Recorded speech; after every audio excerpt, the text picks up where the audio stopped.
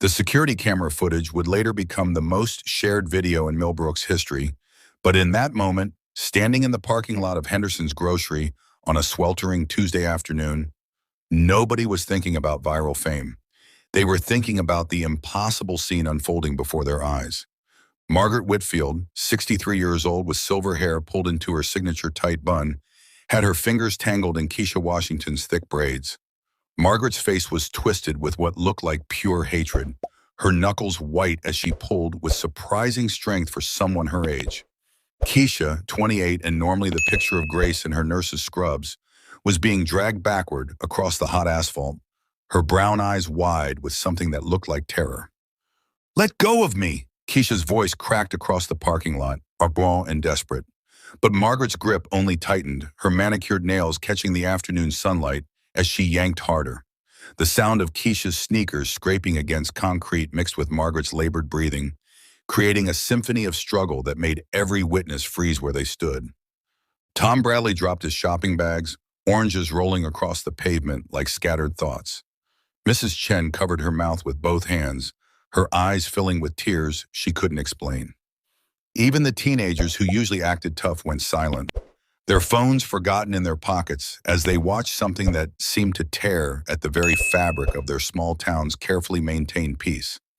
This was Millbrook, Georgia, where people still waved at neighbors and left their doors unlocked, where the biggest scandal was usually whose tomatoes won the county fair.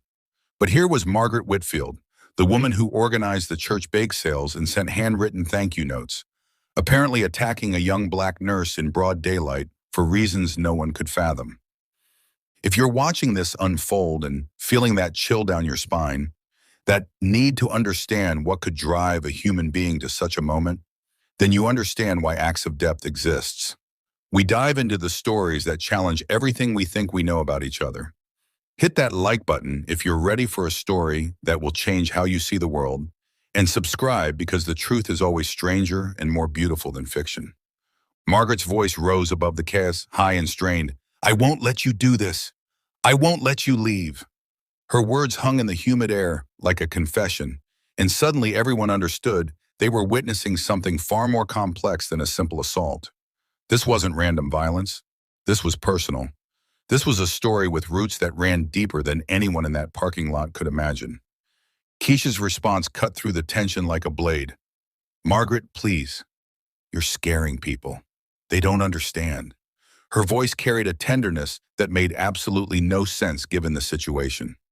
A gentleness that transformed the entire scene from black and white into something painted in shades of mystery. The crowd exchanged glances, confusion replacing their initial shock. Why was Keisha calling her attacker by her first name? Why did her voice hold concern instead of anger? And why, despite being physically stronger and younger, was she not fighting back with the intensity everyone expected? 3 hours earlier, Keisha Washington had been having what she thought would be an ordinary Tuesday. She'd finished her morning shift at Millbrook General Hospital, where she worked in the pediatric wing, the place where sick children learned to trust her gentle hands and soft voice. Her scrubs still smelled faintly of the lavender lotion she used to comfort scared little patients, and her heart still carried the weight of 7-year-old Marcus Thompson, who'd asked her that morning if angels wore purple like her uniform. Keisha had come to Henderson's for the same reason she came every Tuesday, to buy groceries for 2 households. Her cart held her usual modest selection alongside items that seemed oddly specific for a 28-year-old living alone. Ensure nutritional drinks, sugar-free cookies, the kind of soft tissues that elderly fingers could manage without pain. Prescription bottles rattled softly as she'd moved through the aisles, her phone buzzing with reminder notifications she'd set for someone else's medication schedule. The town of Millbrook had become her sanctuary after Detroit nearly broke her. 2 years ago, she'd arrived here running from a life that had collapsed in spectacular fashion. Her nursing license had been her lifeline, and the small hospital had welcomed her with the kind of warmth that made her believe in fresh starts. She'd found a little apartment above the flower shop on Main Street, where Mrs. Henderson left fresh daisies by her door every Monday, and where the landlord never asked too many questions about her past. But Keisha carried secrets the way some people carry photographs, close to her heart and heavy with memory. Her Detroit trauma hadn't been the kind that made headlines, just the slow, grinding destruction of watching someone you love disappear piece by piece. She'd learned to recognize the signs, the repeated questions, the confusion in familiar places, the way someone could look at you with eyes that no longer held recognition. It was why she'd specialized in memory care before everything fell apart. Why she understood that sometimes love required more strength than people possessed. Margaret Whitfield had appeared in her life 3 months ago like a storm cloud gathering on a clear horizon, not as a patient at the hospital, but as a woman standing confused in the cereal aisle of this very store, holding a box of cornflakes with tears streaming down her cheeks. Keisha had approached carefully, the way she'd learned to approach frightened deer, and had gently asked if she needed help finding something. "I can't remember what my husband likes for breakfast," Margaret had whispered, her voice small and lost. "We've been married 42 years, and I can't remember what he likes for breakfast." That moment had shattered something in Keisha's chest and rebuilt it stronger. Margaret wasn't just any confused elderly woman. She was brilliant, articulate, and fighting a battle against her own mind with the kind of fierce determination that reminded Keisha why she'd become a nurse in the first place. But Margaret was also proud, terrified, and absolutely unwilling to let anyone in her family know that the woman who'd raised 4 children and run the church auxiliary for 2 decades was slowly losing herself to early onset dementia. The arrangement had grown organically. Keisha would accidentally run into Margaret during grocery shopping. She'd offer to help carry bags. She'd sit with her in the store's little cafe and listen to stories that sometimes repeated every 5 minutes, responding each time as if she'd never heard them before. Margaret paid her in secret, pressing crumpled 20s into her hands when no one was looking, insisting it wasn't charity but compensation for companionship services. Their friendship had become the brightest part of Keisha's week and Margaret's greatest source of stability. But Margaret's family didn't know about Keisha's existence, and Margaret's husband Richard had grown increasingly suspicious of his wife's mysterious Tuesday absences. The pressure was building like steam in a kettle, and Margaret's clarity was getting worse, her good days becoming islands in an ocean of confusion. Which brought them to this moment in the parking lot where Margaret's fear had finally overwhelmed her rational mind. Because today, for the first time, Keisha had gently suggested that maybe it was time to tell Richard the truth about what was happening. Maybe it was time to stop pretending and start getting real help.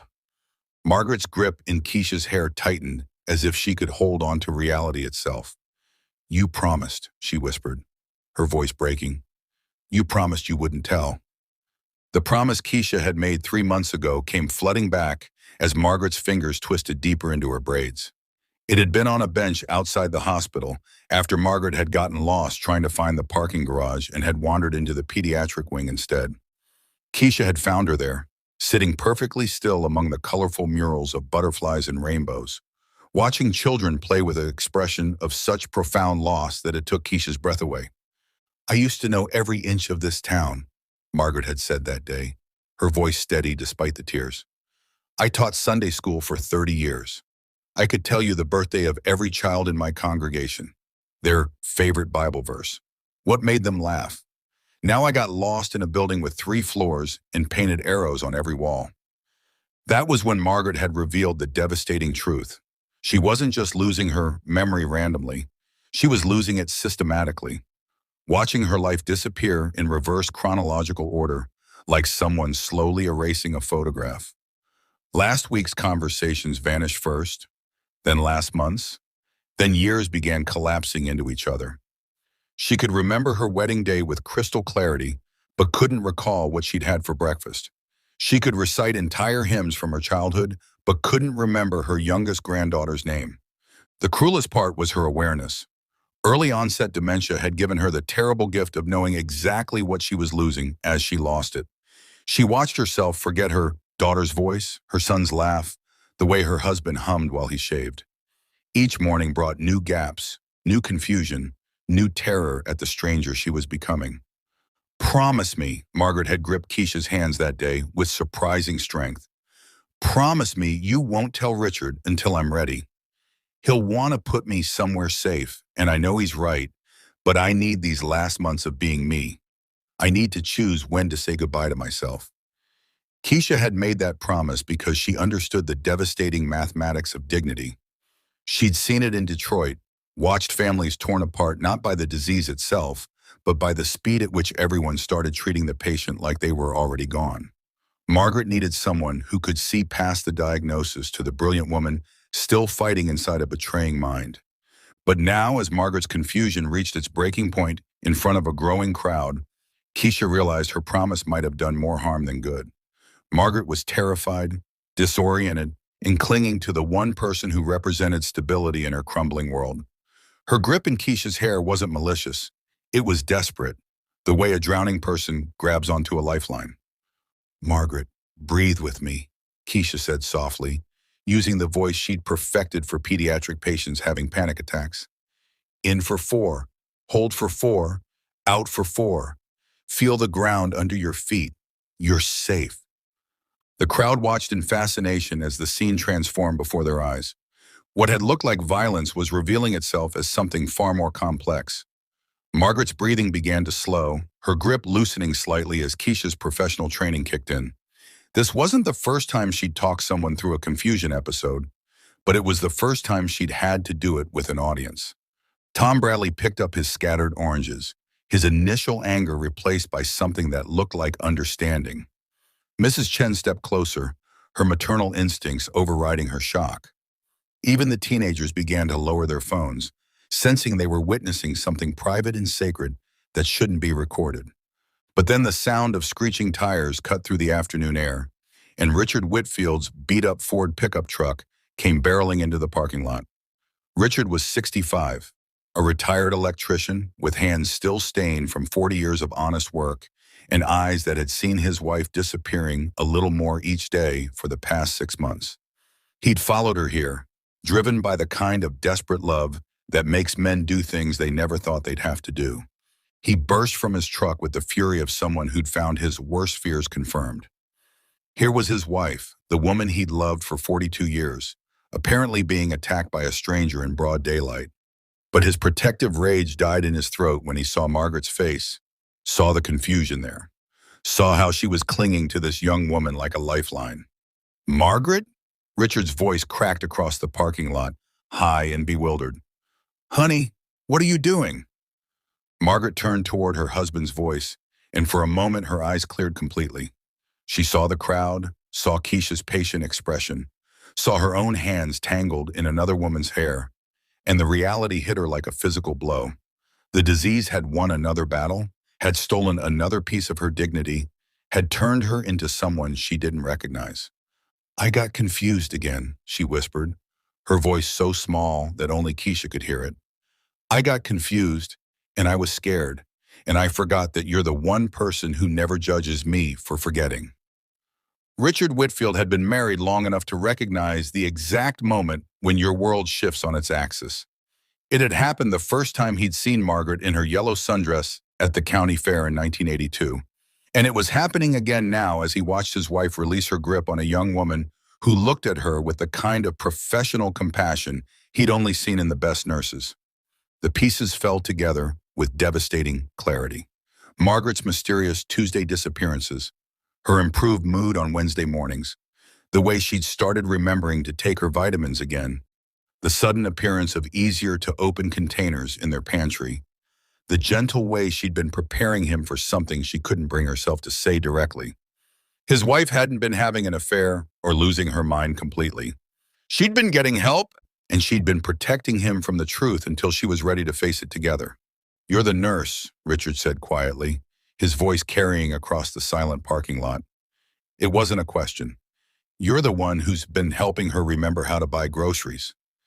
Keisha nodded, her hand still steady on Margaret's shoulder as Margaret finally released her hair entirely. "She asked me not to tell you until she was ready."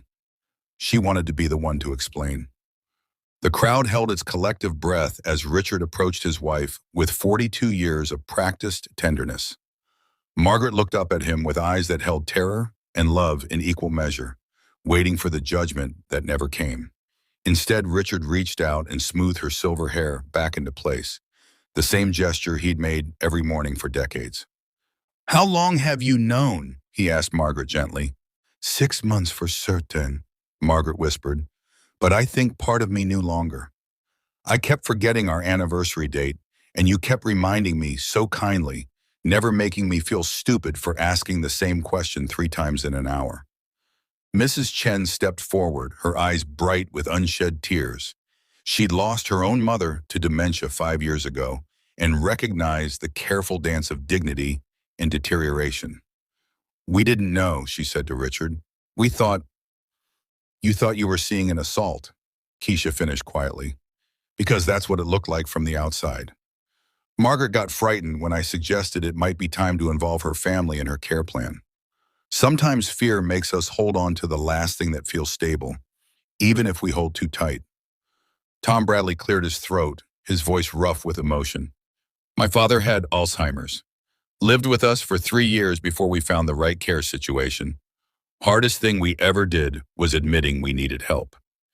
The teenagers had grown unusually quiet, perhaps sensing they were witnessing something that would change how they saw the adults in their lives. One of them, a girl with purple streaks in her dark hair, stepped closer to her grandfather who'd been standing nearby.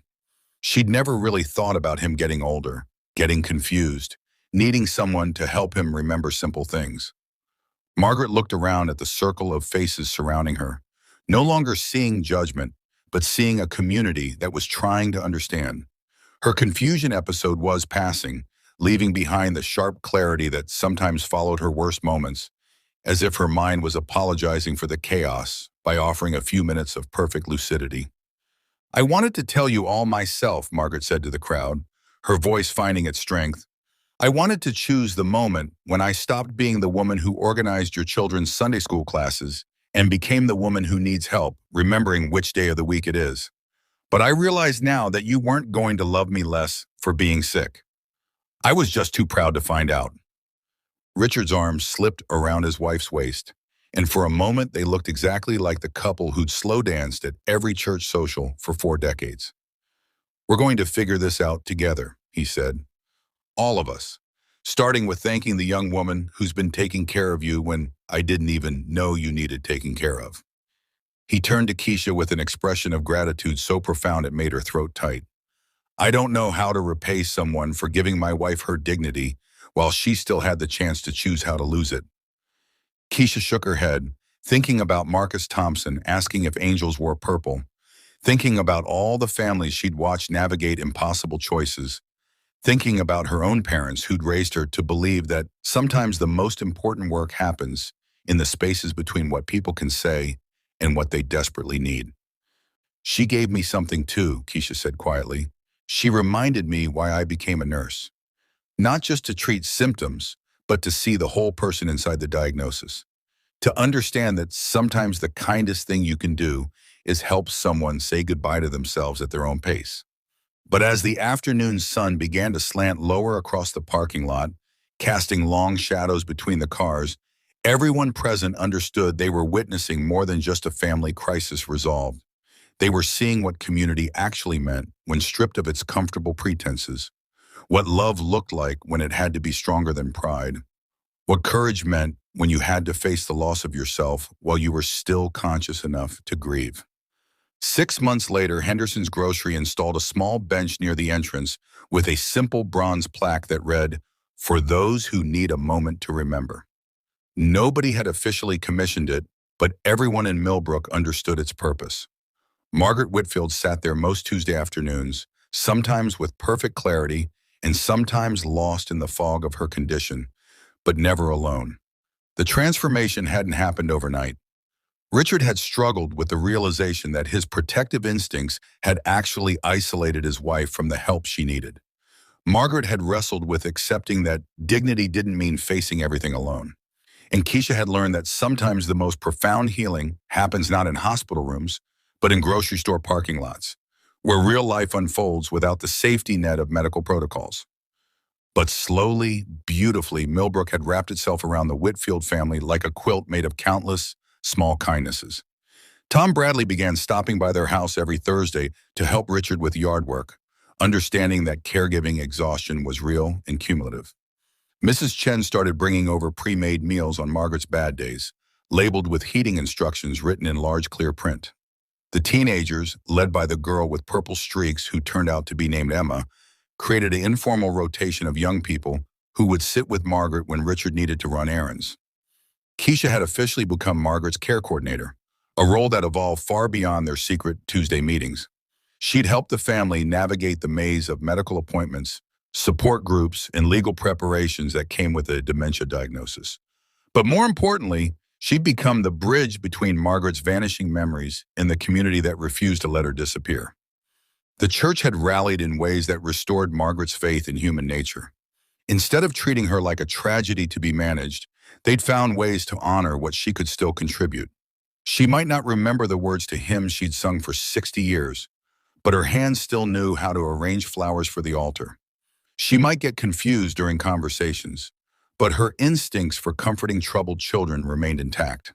The congregation learned to adapt their love to match her changing needs, discovering that ministry worked both ways.